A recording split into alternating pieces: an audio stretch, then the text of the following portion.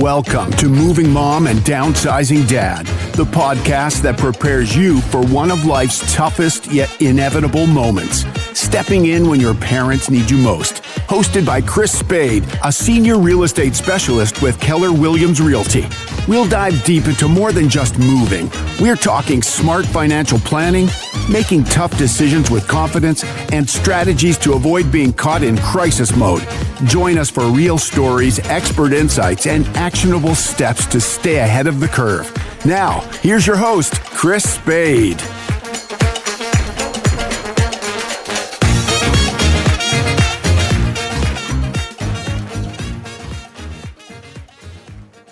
And welcome back to another episode of Moving Mom and Downsizing Dad, the podcast where we help Gen Xers figure out our aging parents and what to do and how to help them on to the next phase. Now, I got a very special guest today, and I've been looking very much forward to talking to Karen Leventhal. Now, Karen is the founder of Seniors Choice, and she brings knowledge and experience and a passion for helping seniors to her comprehensive assessment of home safety concerns and solution.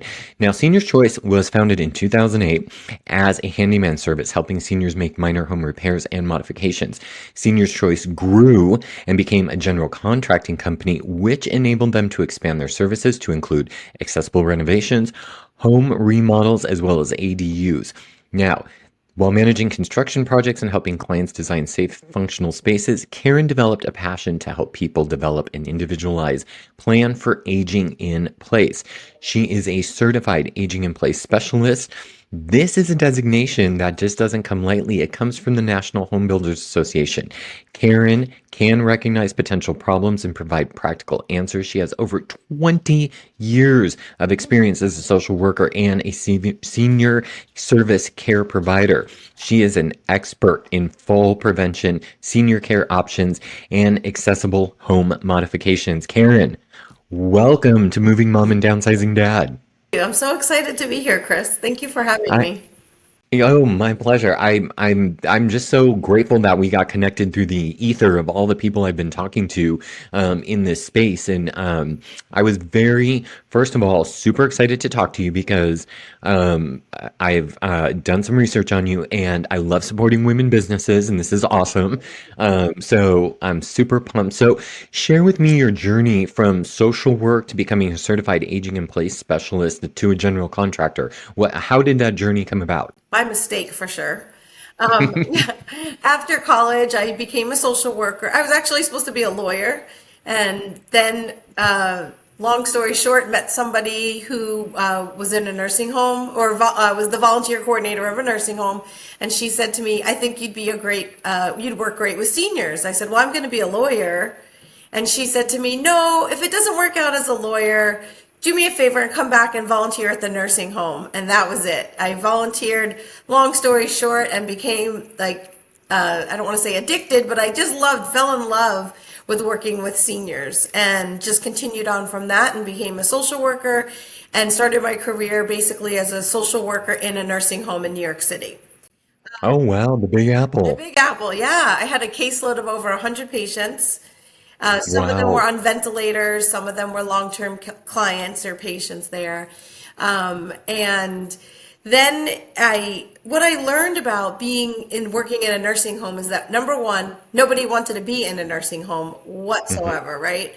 Number two, the things in their life their activities of daily living, they became so difficult and so unbearable that they couldn't do them at home anymore. Whatever the circumstance, it could have been financially, they couldn't afford home care, or their house wasn't set up enough. No matter how you slice it or dice it, nobody wants to be in a nursing home. And when I do public speaking, I ask people all the time, so how many of you want to be in a nursing home when you grow up? And of course, and no hand goes up. No hand goes up. So I learned, that is something that is the worst place people want to be. It is the dreaded place people want to go. And what I learned also was that it's things in their environment that it's medical and their environment. And they worked hand in hand. So medically they were having a problem, and in their environment, their home wasn't suited for them.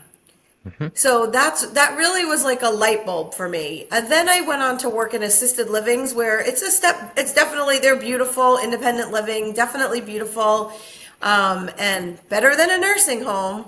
But again, there was that same rub. There was the same part of that people's environment didn't match where their body was. So I really, Right. yeah, so I really was, that just kept reminding me that. It was just like light bulb moments, So in 2008, I partnered with a person who could fix anything. We worked together actually in a retirement community. He can fix anything, and I'm a great salesperson and can sell anything basically. And so I said we should open a handyman service, and he agreed. And so we opened up our business in 2008. And I talked to a bunch of people I knew, and one of my friends who sold medical equipment, he said to me, Karen, if you learn how to install grab bars, install ramps, and walk-in showers, you will get a ton of business because people need Yep. these things. And there's Yep. nobody qualified who knows what they're doing to do this. So I studied quickly on all those things and a bunch of others and went to conferences and really bettered my best and put in place what I already did know. And between me being able to learn so much and then also my partner able to fix anything, it really was a great partnership. And in about 2010, I think it was, we decided to get our contractor's license because That's awesome. yeah, I mean, we just kept getting the clients asking us, well, can you remodel our bathroom, not just put the grab bars in? And we're like, oh, as a handyman in California, you could only do $500 worth of repairs, and we're not qualified. Even though we are qualified, we're not Right. technically qualified. Technically, the law says you're not technically. Exactly. And I am really a rule follower. I mean, I really believe Good. that you should have somebody who's licensed, bonded, insured, protect yourself Exactly. as a homeowner, protect myself as a business owner. And so that's basically how we started. And I keep going back to that thing is that nobody wants to leave their home. I ask people all the time and they're like, I'm going out feet first. This is it. This is my last stop, right? You know how many people have told me that when I hold open houses and I ask them, well, if you need somebody to sell, they're like, no, I'm going to die in this home. You're going to have to carry me out. And my little joke is, well, tell your family because I'm still going to be in business then. Right. So, Absolutely. Yeah. yeah. No, I Yeah. get it. I mean, and so I just keep coming back. There's no place like home. There's no place like home. There is no place like home. And people Right. just, I feel like Dorothy over here, but that's basically what the vision of our company is really just to keep people home because that's what they want ultimately. Now, Yeah. is it 100% an option all of the time? No, unfortunately not. But there are so many options out there. And Yep. it's important just knowing what the best option is for the person and their situation. Okay, so you touched on this a little bit, but what are some of the most common home modifications you recommend to enhance safety and accessibility for our aging adults and parents? Super easy ones are get rid of your throw rugs. Throw rugs are super dangerous. Either tape them down with rug tape or get rid of them. Yeah. I call it the twist test. If you can stand on a rug and do the dance, the twist, right? And it moves, it shouldn't be moving with you. So you really need to get rug tape to tape it down or get rid of it because those are the biggest fall hazards or one of the biggest fall hazards. That is smart. Yeah. The other thing is, clutter, declutter. So there's not things you're not stepping over boxes or over a pile of magazines. You don't just have a clear path to your bathroom or to your kitchen. Really declutter makes a big difference. Lighting is huge.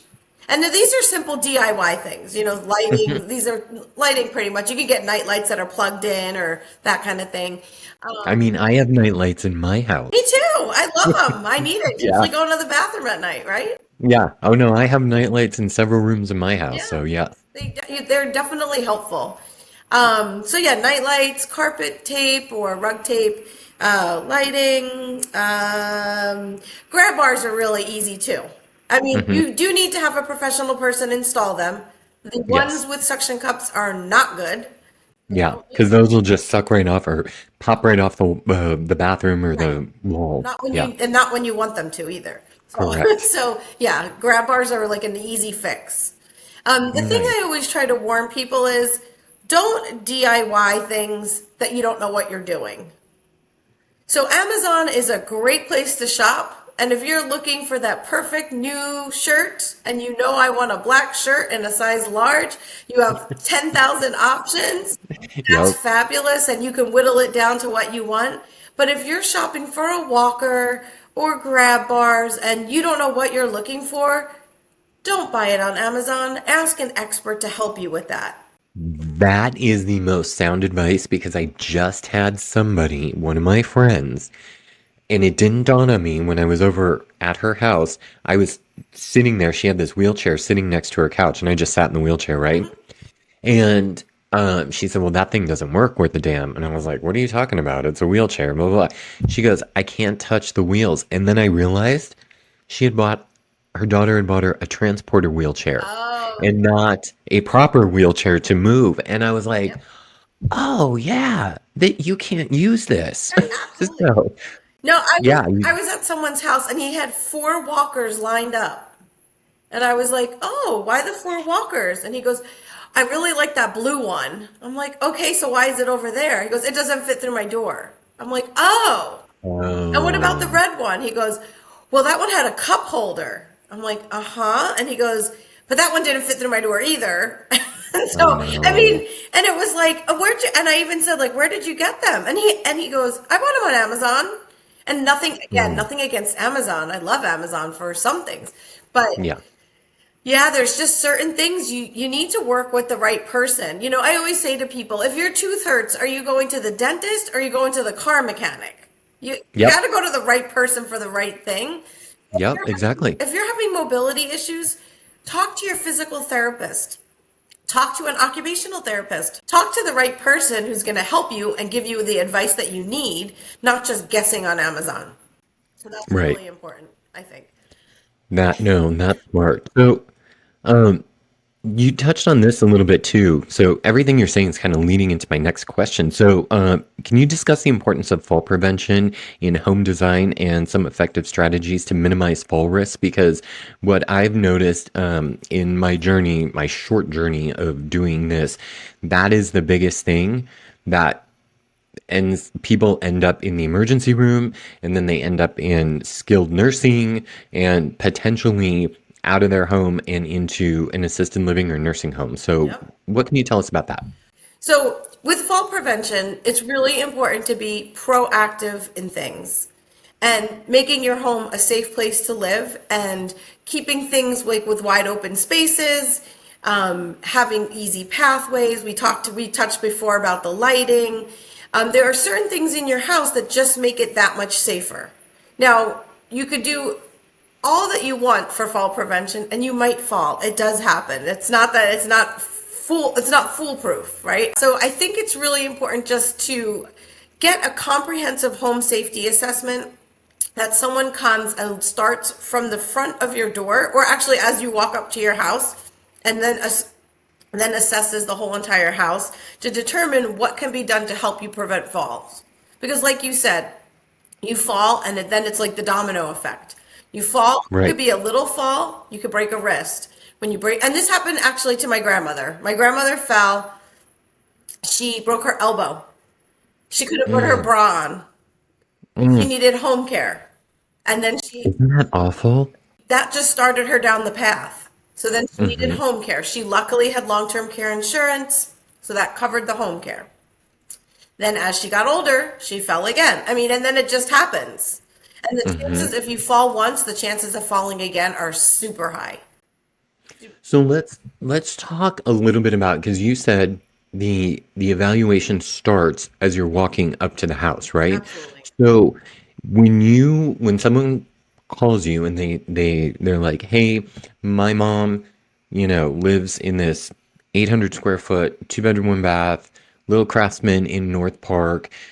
We want you to come over." So I'm saying that so I can kind of paint a Yeah, little bit of a picture of what the house looks like. perfect. When you're the first thing you're doing when you get out of the car and you start approaching the house, what is it that you're looking for that the listeners and the viewers on YouTube can go, okay, I know this is going to be a problem. So what is that? What is that first? So when I get out of the car, what I am looking at is I'm looking at lighting and I'm looking at steps and I'm looking at thresholds of the door to see what you have to actually do to get in and out of the house. Because in case of even if a person, you really want to be able to get in and out of the house easily, especially in case of an emergency. Exactly. So, and hopefully you can have two ways of getting in and out of the house, if possible. Awesome.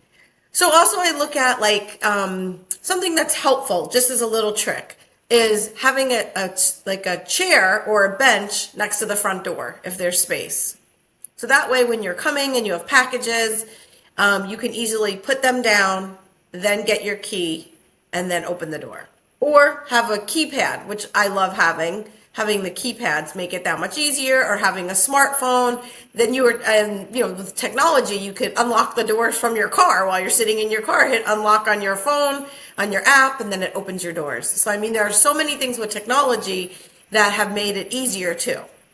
It's just training the technology, training yourself on the technology. Do you think seniors have a greater learning curve when it comes to technology? Absolutely. Because there's a lot of technology in I'm 50, so we kind of grew up a little. We didn't really grow up with it, but it was thrust onto us, right? We didn't have a choice, and we've adopted it. But how big of a learning curve is that for seniors? It is huge. It is a big learning curve. Fear is the number one problem. Like with anything else, people are so scared to try new things, and they don't realize how it can improve their life. I mean, and I think about like even the silliest thing, like buying theater tickets to go to the movies now. You have to go online to buy tickets. Then you have to pay a fee. I mean, it's a thing. And then they want you to log in. And I'm like, oh my God, I just want to stand in line and get tickets to the movies, right? I mean, back in the day, that's what we did.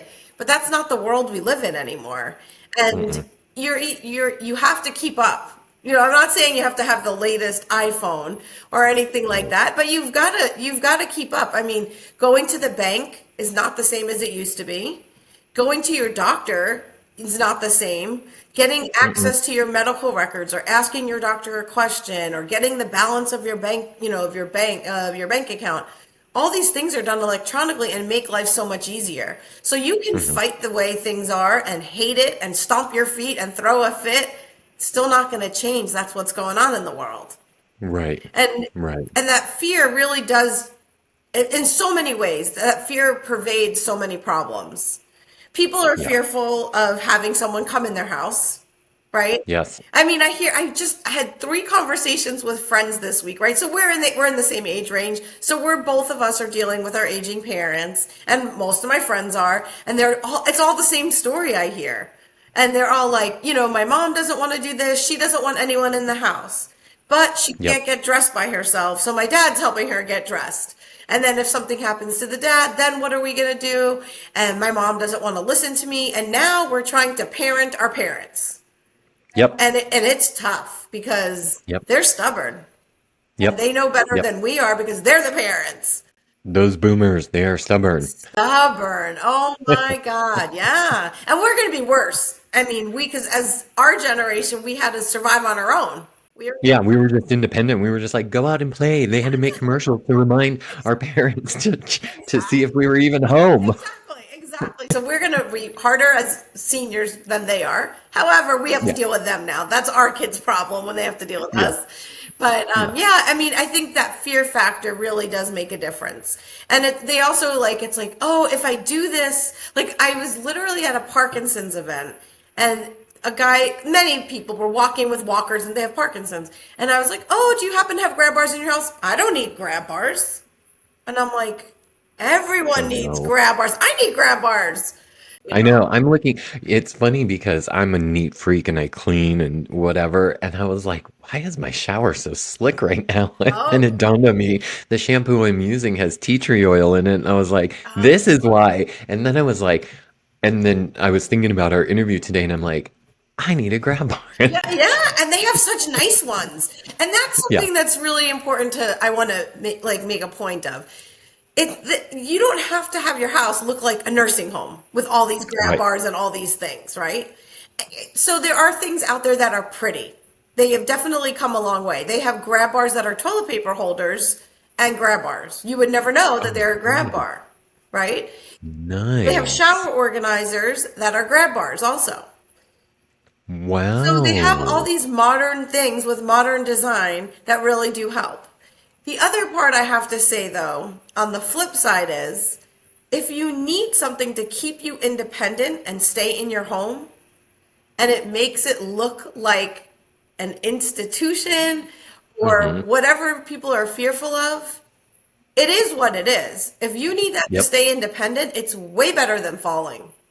Yep. I mean, 100%. and people, and I mean, look, so I did this job. This was many years ago. I did this job, and the guy had, I think, cerebral palsy, and he was young, and he had cerebral palsy, and I installed a ramp for him because he had steps up to. He just bought the house, and so as a realtor, Chris, let me just tell you, do not sell people houses with steps if they already have disabilities, right? Oh no, that's the worst. So, and I've had this happen. So anyway, he had these steps. So I was like, okay, we could put in a ramp.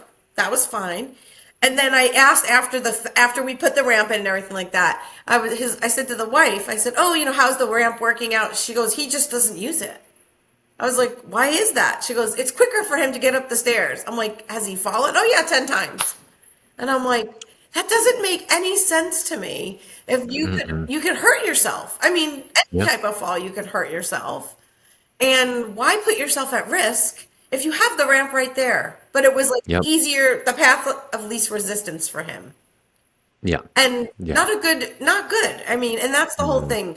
The idea, like to me, the important thing of like aging in place, right? Everyone wants to stay home, but you have to Right. look at all of it. You have to not only look, and I'm all about the home for sure. I mean, that's my business, but I'm all about looking at all the other pieces of aging in place. So it's not only the home itself, it's the equipment that you use, whether it's technology or physical equipment. If it's like, example, my washing machine is super deep. I'm super Hmm. short. I can't reach the bottom of my washing machine. Oh So no. I have to have a grabber, and I use the grabber to get my socks out because I cannot reach the bottom. Am I thrilled that I need a grabber? No. But am I No. going to fall and hurt myself and, be in the washing machine because I can't reach it? Yep. I mean, you just have to use what you need to make yourself safe. And Yeah. if, My grandma used to have one of those to put her socks on. yeah. Oh, Yeah, I remember that very vividly, and that was the first sign. This was many years ago, that I was like, wow, my grandma is getting old. yeah. Like she was always older than me, but it was like she could do anything. And then I was like, wow, she is getting old. Yeah. And she's since passed, but I mean, she lived to 90, almost 97. Yeah. So, Well, I yeah. told you about my grandmother earlier. She lived to, it's not a contest, but she lived to 101. I know Wow. she was amazing. And when I first started the business, this is funny. I first started the business. She lived in New Jersey, where I'm from, and so I went back to visit her, and I said, "Grandma, I want to put grab bars in your tub because she took a bath every day." And she goes, "I don't need grab bars." And I was like, "Well, we need the practice. So can we just practice on your shower?" She goes, "Yeah, if you have to." And she rolled her eyes at me and whatever. I said, "Okay, great." So we put in one grab bar. Next morning, she goes, "Oh my God, that was so helpful. Why didn't you do this sooner?" And I was like, "Oh my God."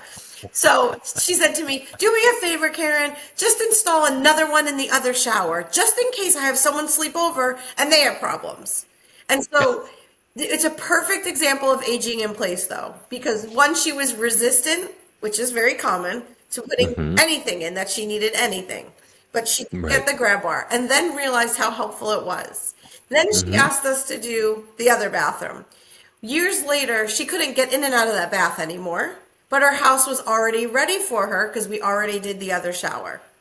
Right. And so we had Oh, the grab awesome. bar in there. We put a handheld shower in there. And her shower was big enough to put a shower chair. I mean, these little changes make all the difference in your safety. Well, let's talk about this because you had mentioned how like things have changed and everything has gotten a little bit prettier.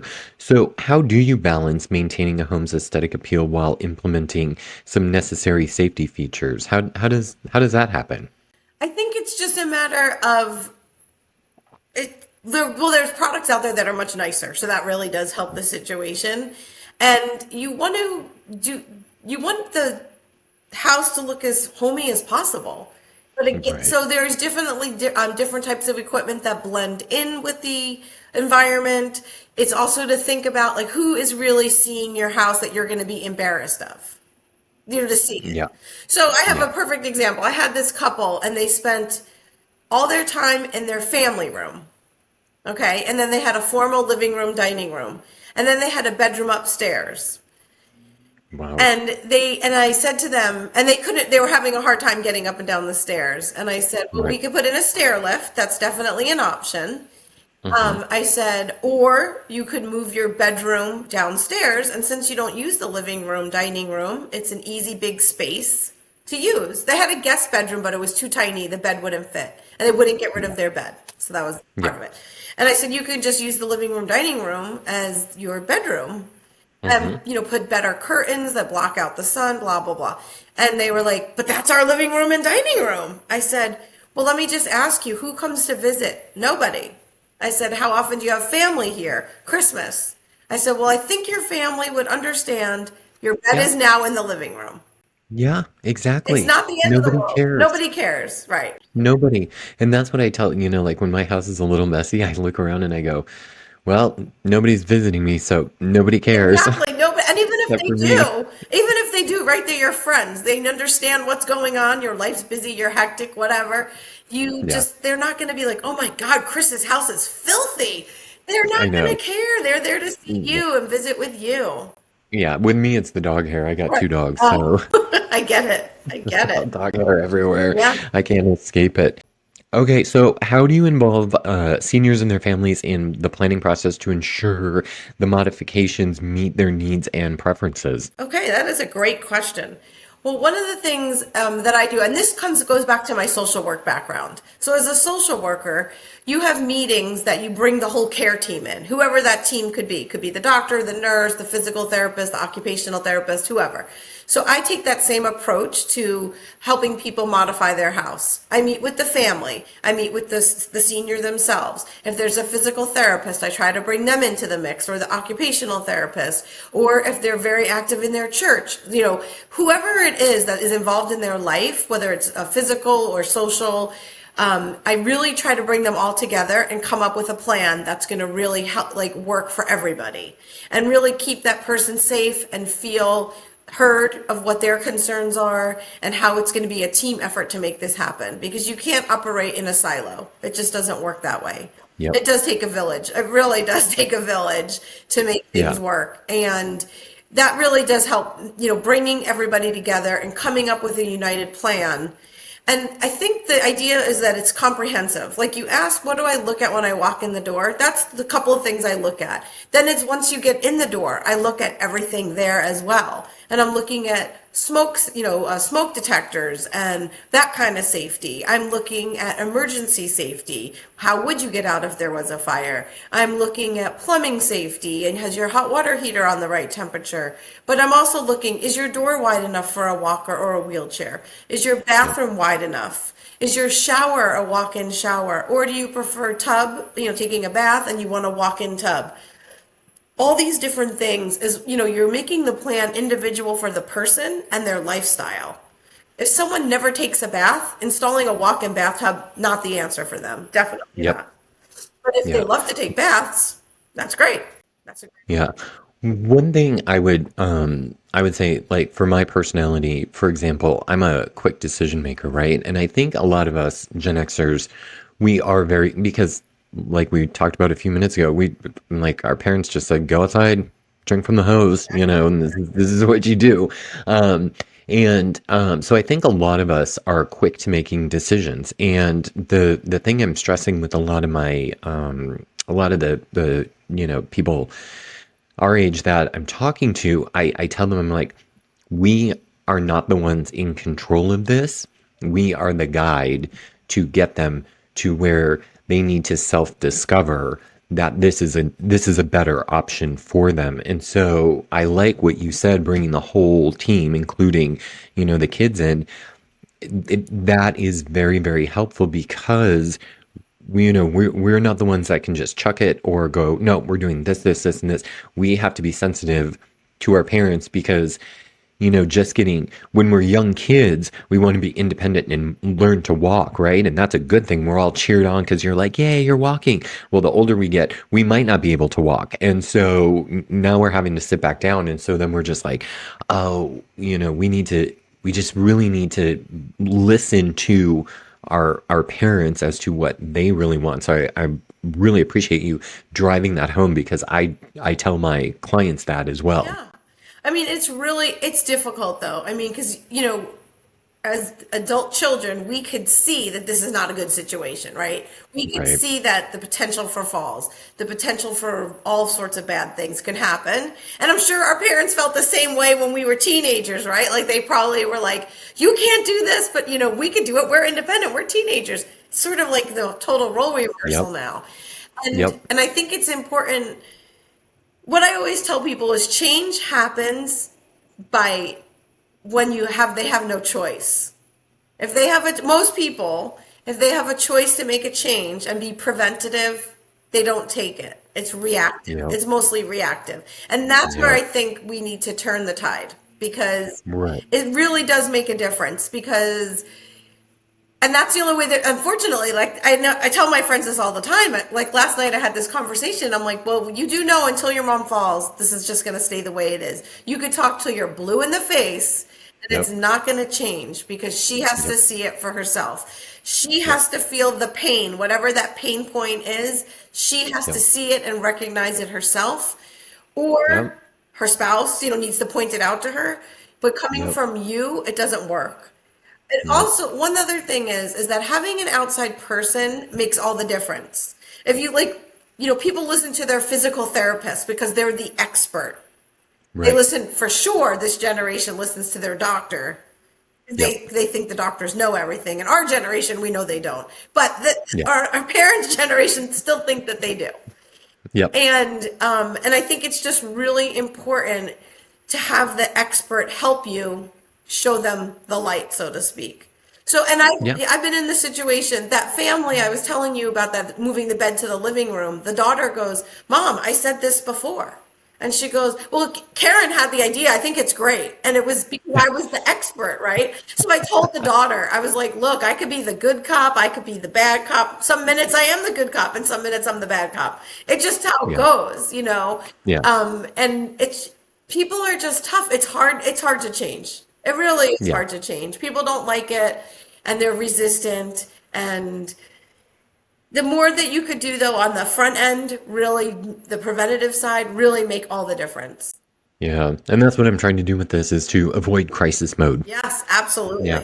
Yeah. Avoid crisis mode. And the thing people don't notice or realize is that when they're in crisis mode, or that's when things start costing more money, Yep. they take more time, and people Yep. are losing their independence more and more, and they don't realize that all that could have been prevented.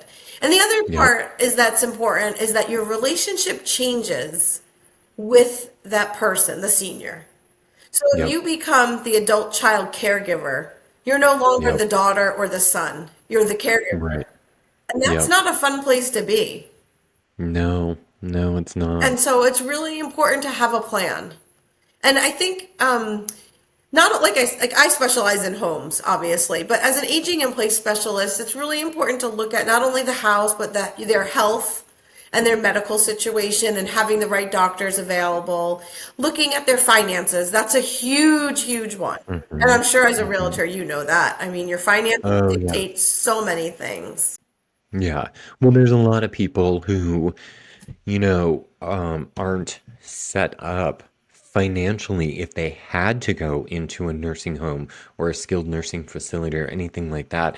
And so this is why I'm so excited to talk to you because this is an option for people. Yeah. And this just gives another avenue for, us kids to explore with our parents, and it's awesome because I know a lot of seniors who are not Right. financially able. Yeah. Yeah. Oh no, I get it. I get it. So yeah, I mean, and then the other thing to look at with aging in place is looking at the person's social, how they are socially. Mm-hmm. Are they someone who likes to live by themselves and stay to themselves, and that's how they've always been? Or are they someone who likes to stay involved in things and goes to church or goes to to a concert once a month? And how are they going to still maintain those things? Because when you start taking them away, then they're Mm-hmm. becoming socially isolated. And if we've Yep. learned anything from COVID, obviously, is isolation is deadly. Yeah, And it's not good. and as a senior, it's, twice as deadly. I don't know. It's a Yeah. lot worse. So that's the other thing. And Yeah. then transportation is the other big one. Is having a Yeah. plan for transportation if they can't drive anymore. How are they going to get around?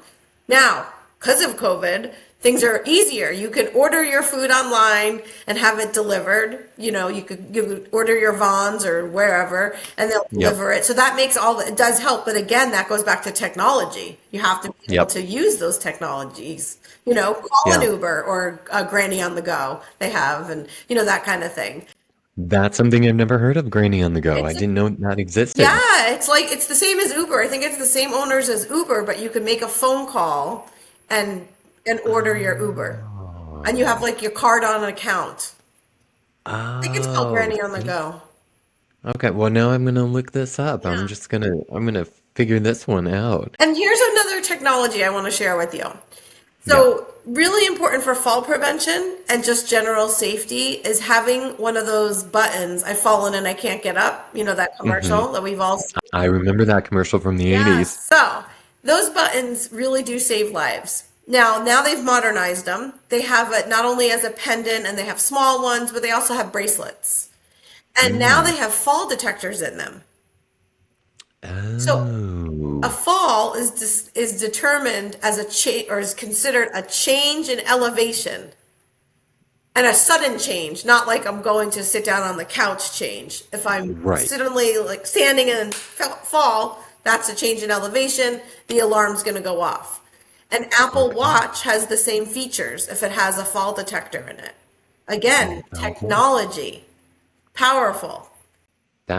See, I am learning so much from you just having you on because this is something now I get to go do more research for this podcast. Yeah, no, I mean, super helpful.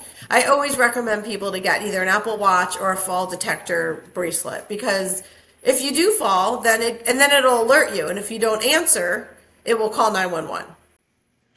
Yeah, and that's interesting because the reason I got into this is a friend of mine fell, and apparently she was wearing something like that because it was a life alert, is Yeah. what they told me.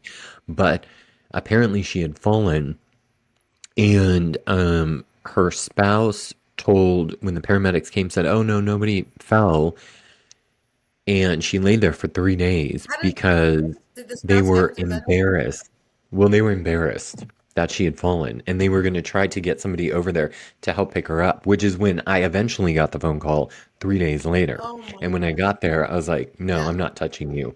No, because it was bad. bad, and it was, six guys carrying her downstairs, and yeah, it was Oh, yeah. that's more So that's embarrassing. how I ended up doing all this podcast and Oh, doing a lot of my research. So that's why I'm super excited that I have been talking to you. So, um, what, here's a good question. And I wanted to talk about this as Gen Xers, okay? mhm. What can we do now to begin planning for our own aging in place? Because, I noticed that when I hit 50, I was like, my knee is a little squeaky. Like, there's just a couple things. Yeah, It's like my doctor told me, he goes, now that you're 50, the check engine light's going to come on a little bit more. So, big like to noises wrap when you up, get what is it? older. What is it we can do? Yeah. Well, number one is exercise, right? Keep Hmm. your core strong, walk. That's Yep. easy-ish. Do Yeah, that. Yep. make the time for that.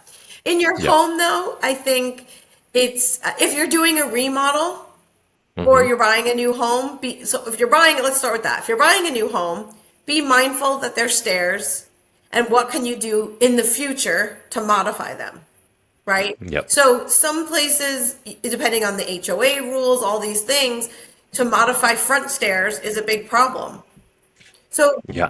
for an example, this is a good example. A mobile home which are popular here for seniors, they are so high off the ground and they're Yep. so difficult to modify the stairs Right. To get up to into get the up into the house. house. So for every inch of rise in a step, you need to go 1 foot out. So Oh, if you're selling a mobile home, I don't know if you sell mobile homes, but if a senior no. lives in a mobile home Right. or a manufactured home and it's 30 inches off the ground, you have to have a 30-foot ramp. And so Whoa. manufactured homes or mobile homes, they don't have 30 feet. So then you have to do like a switchback, A a zigzagging. zigzag to get them up, or install a porch lift. Oh, So these I are did things to not know think, these. yeah, so these are things to think about. So I just did an assessment actually up in Orange County, and there's a front door and a back door. The front door had a 6-inch step up and then a platform and then a 2-inch step into the door. So the threshold was 2 inches. So this is a great story actually. So the family member said to me, "Oh, I saw on Amazon a ramp. Do you think this will work?" And it was like for 2 feet. It was a 2-foot ramp, and you need 6 feet. And I said, honestly, the best solution is for the client to walk to the back and use the back door, and he could do that. And he has cerebral palsy, and he could definitely do that. And I said, so have him use the back door because there's only a 2-inch rise. We'll put a little ramp, and it'll make it a lot easier for him. He goes, well, he really wants to use the front door.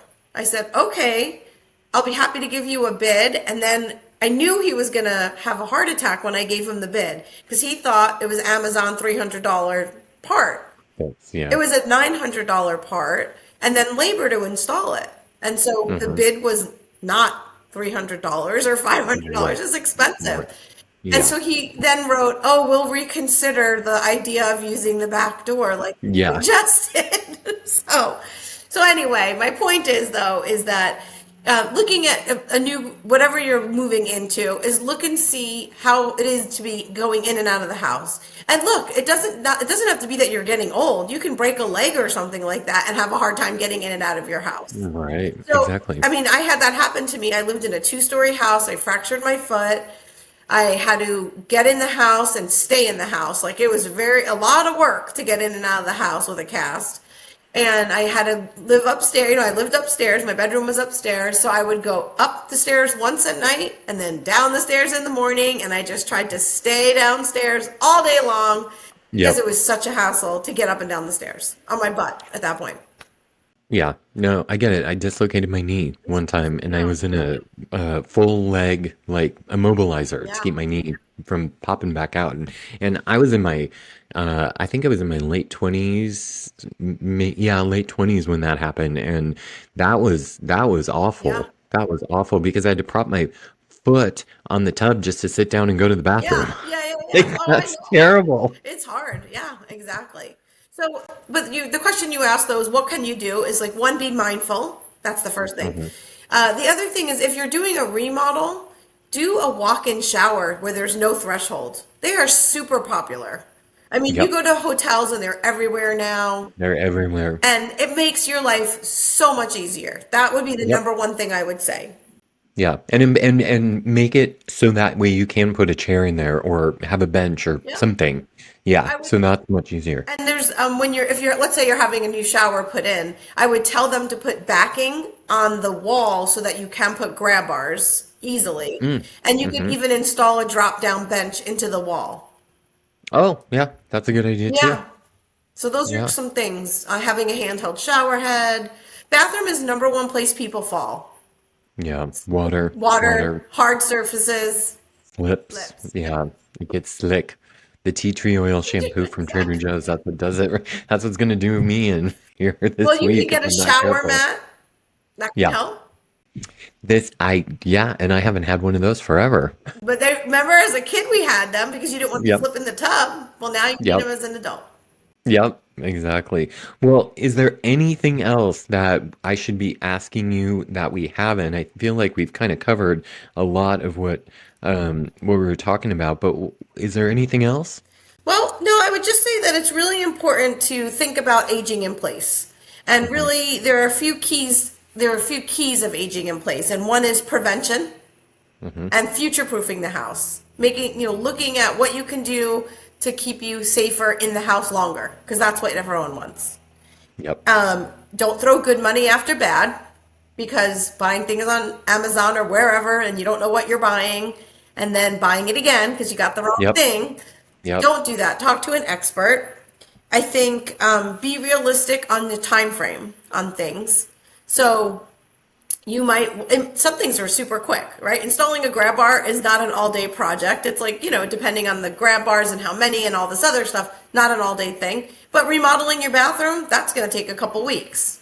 So just be realistic of time frames. And then I think the number one thing I would say is get a comprehensive plan together. Whether you're going to implement all of it or none of it, at least have a plan. Because then you know what you need to do in the future. And then if something happens, you have a plan to how to fix it. Having a plan gives you clarity, and clarity gives you power. Yeah, absolutely. Right? Absolutely. And just remember, there is no place like home, and everyone wants to stay there. So that's the most important thing, is to keep that in mind and just keep working toward it, to stay positive and make it happen. Just, really be there for your family and understand that fear is really the thing all behind it. Well, I appreciate you. Thank you so much, Karen, for joining us on Moving Mom and Downsizing Dad. I'm going to put all of Karen's info in the show notes. You guys are going to have access to that. You can get in touch with her directly. And I can't thank you enough. I learned so much. There's a few things I'm going to go back and now do more research on that I learned from you. So thank you. Thank you so much for being with us. Thank you. Thanks for having me. All right. Thank you so much. And everybody, listen, this has been awesome. I will catch you on the next one. And if you have any ideas that you would like me to go over, please drop them in the comments below, and I will be sure to find the expert to bring on the podcast. Thanks again for listening and watching if you're checking us out on YouTube, and I'll catch you soon. Bye-bye.